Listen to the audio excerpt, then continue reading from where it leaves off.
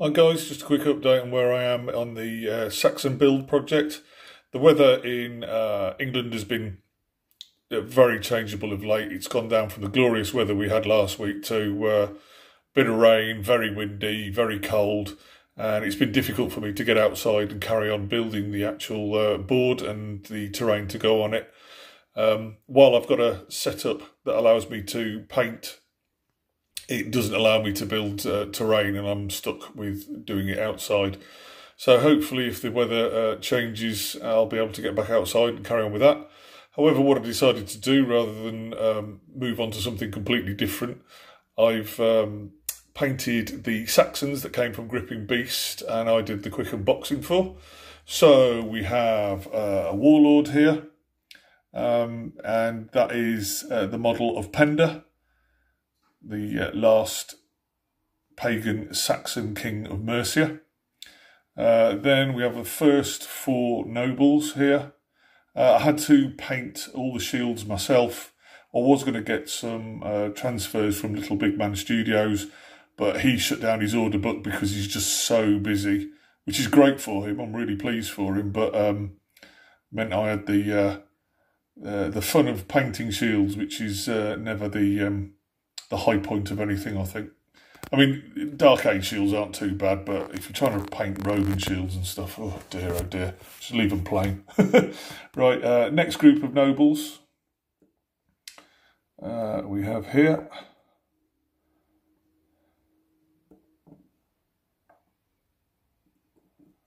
Okay, so that's the next group of nobles. As you can see, they've got quite ornate helmets, very reminiscent of the Sutton Hoo helmet, which, if you haven't seen, is in the British Museum and is well worth a look at if you're ever down that way in London and you've got a spare hour or so to have a float round.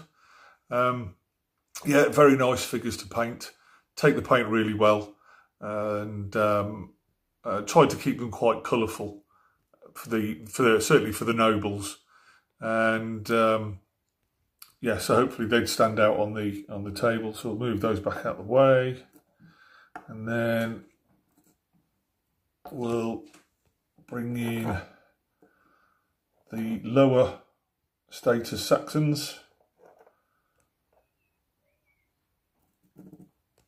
So there we go. I've again kept them reasonably colourful, but more muted tones this time, and plain shields, which was a godsend, I have to say. So much easier to paint. All of them are based with Luke's APS basing materials, but I am going to stick some tufts and a couple of other things on well, just before I start using them, really, to be honest, because with the way things are, they're not going to get a run out for quite some time, I would imagine. So we'll shift those, and then I'll bring in the final lot. Oops, I nearly dropped that one.